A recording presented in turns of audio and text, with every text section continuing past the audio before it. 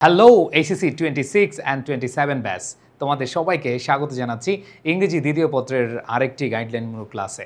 আর আজকের এই গাইডলাইনমূলক ক্লাস শুধু গাইডলাইনমূলক ক্লাসই নয়, এটা একটা সাজেশন এবং রোডম্যাপ ক্লাস। তোমরা যারা এইচএসসি ইংলিশে A+ পেতে চাও তারা কিভাবে এইচএসসি ইংলিশ সেকেন্ড পেপারে 90+ মার্ক তুলতে পারবে সেটার জন্যই আমি আজকের এই ভিডিওটি করছি। সো প্রাণপ্রিয় শিক্ষার্থীরা, তোমরা থাম্বনেইল দেখে বুঝতে পারছো লেখা হলো ইংরেজি দ্বিতীয় পত্রে 80+ মার্ক যেভাবে পাবে। খেয়াল করে দেখো, এখানে তোমরা যারা আছো সবাই কিন্তু ইংরেজিতে A+ পেতে চাও।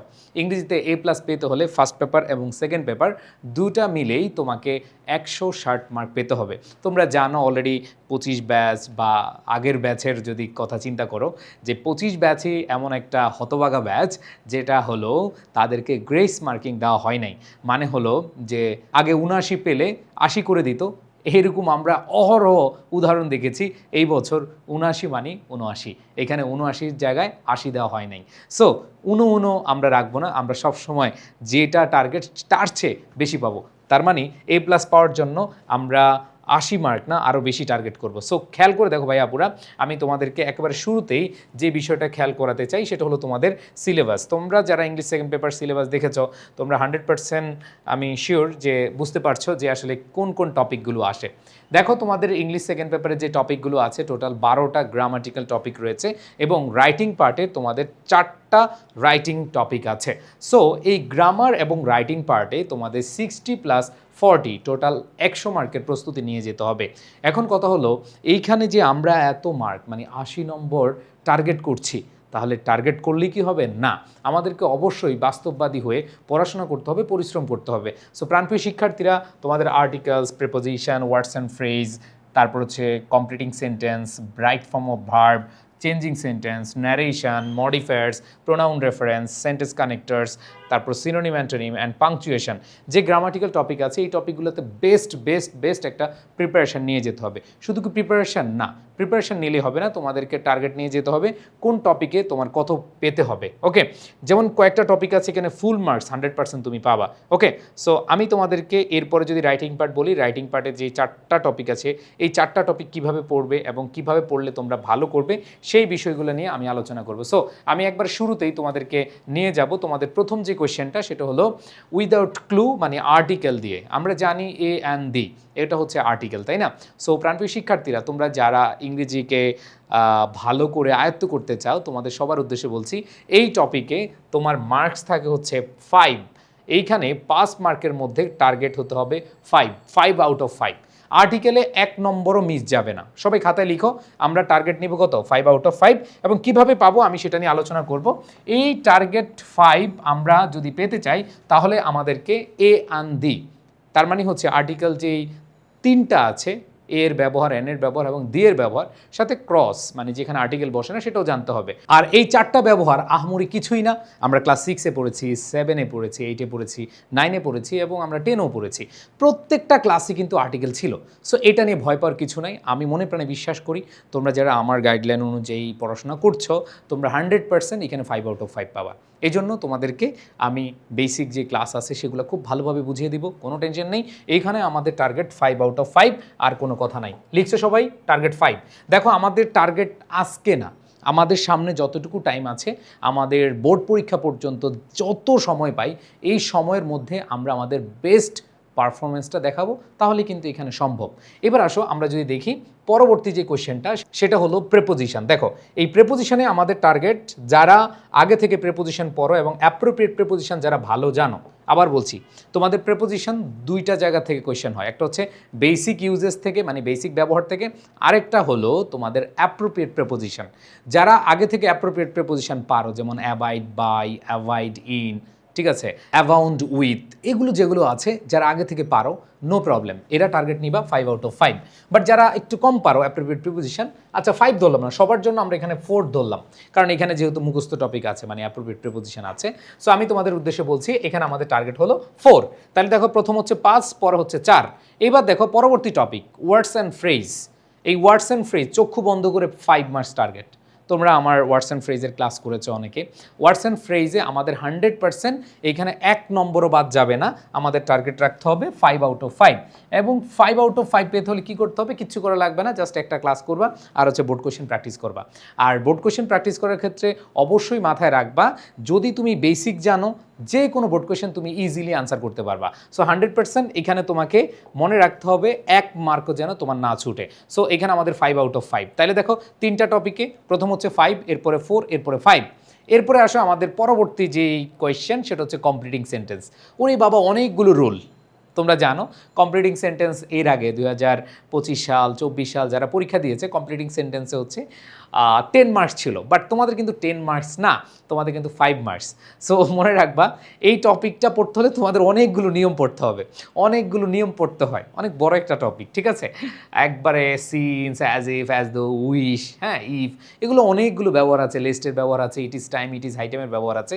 সো এইখানে তোমাদের আমি বলবো না যে ভাইয়া 5 আউট অফ 5 টার্গেট করো, তোমরা 5 আউট অফ 5 পেতে পারো। যাদের ফ্রি হ্যান্ড রাইটিং বা বানিয়ে লেখার দক্ষতা একটু বেশি, তারা 5 আউট অফ 5 পাবা। বাট আমি ধরলাম 4। ভাই, আমি মনে করি যে আমার প্রিয় স্টুডেন্টরা টার্গেট 5ই করবে, বাট আমি ধরলাম এখানে 4। সো আমরা 4টা টপিক পেয়ে গেলাম। এবার আসো আমরা যদি দেখি পরবর্তী টপিকটা কি। পরবর্তী টপিকটা হচ্ছে right form of verb. Right form of ভার্বে 5 আউট অফ 5 পাবা। তোমরা দেখবা আমি অনেকগুলো ক্লাস নিয়েছি রাইট ফর্ম অফ ভার্বের। তোমরা যদি রাইট ফর্ম অফ ভার্ব মসিনসার লিখো, HSC right form of verb মসিনসার লিখো, তোমরা দেখবা আমি মাত্র একটা স্লাইডে পুরো right form of verb clear করে দিয়েছি, মাত্র একটা স্লাইড। দেখো, আমিও যখন রাইট ফর্ম অফ ভার্ব পড়েছি, আমি আমার সময়ে বই দেখি 84টা নিয়ম, মানে 84 রুলস, চিন্তা করা যায়। সো আমি সেই যে মানে নিজে ডিমোটিভেট হয়েছি রাইট ফর্ম অফ ভার্বের জায়গা থেকে, পরে আস্তে আস্তে যখন শিক্ষার্থীদের পড়ানো শুরু করলাম, তখন আমি চিন্তা করলাম যে না, রাইট ফর্ম অফ ভার্বের এমন একটা সলিউশন নিয়ে আসি যেটা আসলে স্টুডেন্ট দেখে ভয় পাবে না। জাস্ট একটা স্লাইডে রাইট ফর্ম অফ ভার্বের পুরোপুরি ক্লিয়ার করেছি। তোমরা এখানে টার্গেট 5 আউট অফ 5 রাখবা, টার্গেট 5 আউট অফ 5। যদি টার্গেট না করো তাহলে কিন্তু খবর আছে, জাস্ট আমার ক্লাসগুলো করবা, এনাফ এনাফ। তোমরা দেখো right form of verb search দিলে তোমরা পেয়ে যাবা এখানে 5 আউট অফ 5। এরপর দেখো আমরা চেঞ্জিং সেন্টেন্স। ওয়াও, ওরে বাবা, এটাই এমন একটা টপিক যেটা অনেক বড়। দেখো তোমাদেরকে আমি বলি কিভাবে পাবো। হ্যাঁ, তোমরা জানো চেঞ্জিং সেন্টেন্সে ভয়েস আসে, তোমাদের ডিগ্রি আসে, হ্যাঁ, ডিগ্রি থেকে প্রশ্ন আসে, তোমাদের অ্যাসার্টিভ, ইন্টারগেটিভ, ইম্পারেটিভ, মানে হচ্ছে আমরা যেগুলা টাইপস অফ সেন্টেন্স যেগুলো পড়েছি এগুলো অ্যাসার্টিভ, ইন্টারগেটিভ, হ্যাঁ, assertive, interrogative, imperative, optative and exclamatory, এগুলো তো আছে। এরপরে তোমাদের হচ্ছে সিম্পল, কমপ্লেক্স, কম্পাউন্ড। সো এই টপিকটা অনেক বড়, এই টপিকটা কি অনেক বড়, সিম্পল, কমপ্লেক্স, কম্পাউন্ড। সো এই টপিকটাকে তোমাকে আয়ত্ত করতে হবে, বুঝে বুঝে আয়ত্ত করতে হবে। যদি বুঝে বুঝে আয়ত্ত করতে চাও তাহলে তোমাকে অবশ্যই অবশ্যই অবশ্যই বেসিক বুঝেই করতে হবে। বিশেষ করে ভয়েস, ধরো একটা আসতে পারে অথবা 2টা আসতে পারে, যতটুকুই আসুক তোমার ভয়েসের পুরো টপিকটাই কিন্তু পড়তে হবে। সো এটা খুবই বড় টপিক। আমি মনে করি যে তোমরা 5 আউট অফ 5 পাবে, বাট আমি টার্গেট ধরলাম এখানে 4। আমি টার্গেট ধরলাম কত? 4।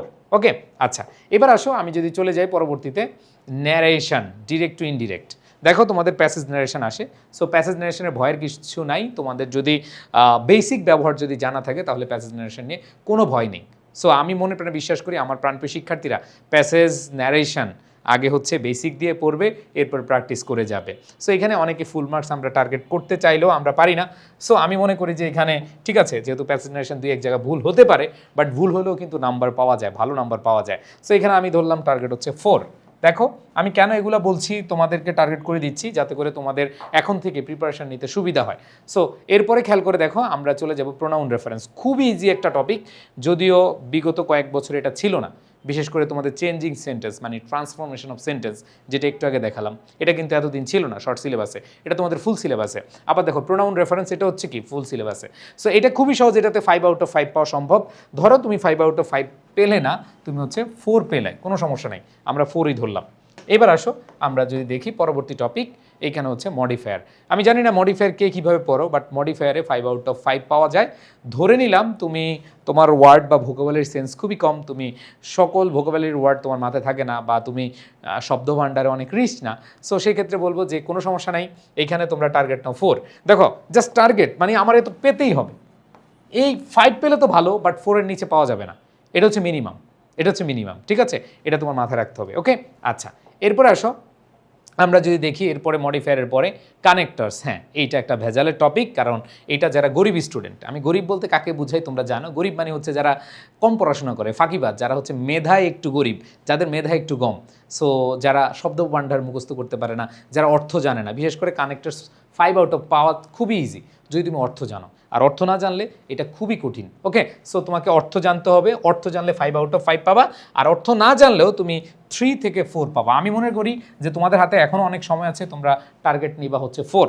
লিখে রাখো, তোমাদের টেবিলের ভিতরে লিখে রাখো যে মহসিন ভাইয়ের একটা গাইডলাইন সেশন দেখেছি, সেখানে মহসিন ভাই খুব ভালোভাবে বলেছে কোন টপিকে কত টার্গেট নিব। ওকে, এরপরে আসো আমি যদি নিয়ে যাই তোমাদের সিনোনিম অ্যান্টোনিম 5 আউট অফ 5, এটা হচ্ছে ঠাড়া মুখস্থ করবা। জাস্ট ভাইয়ার একটা সাজেশন, প্রতি বছরই আমি সাজেশন দিই এবং সেখান থেকে কমন আসে, বিগত বছর আর সাজেশন ফলো করলে এখানে 5 আউট অফ 5 পাওয়া একেবারে ইজি। ধরে নিলাম তুমি 5 আউট অফ 5 পাওনি, তোমাকে কি করলাম, তোমাকে বললাম যে ঠিক আছে তুমি 5 আউট অফ 5 পাওনি বা তোমার সব কিছু অর্থ মুখস্থ নাই, তুমি এখানে 4 টার্গেট করো। কত টার্গেট করো? 4 টার্গেট করো। ওকে, সমস্যা নেই, 4 এখানে টার্গেট করলাম, কোনো সমস্যা নেই। এরপরে আসো তোমাদেরকে আমি যদি দেখাই পাংচুয়েশন, ভাই এই টপিকে 5 আউট অফ 5 না পেলে তুমি হচ্ছে কি বলবো আর, তোমার ভবিষ্যৎ ভালো, ঠিক আছে, পেতে হবে।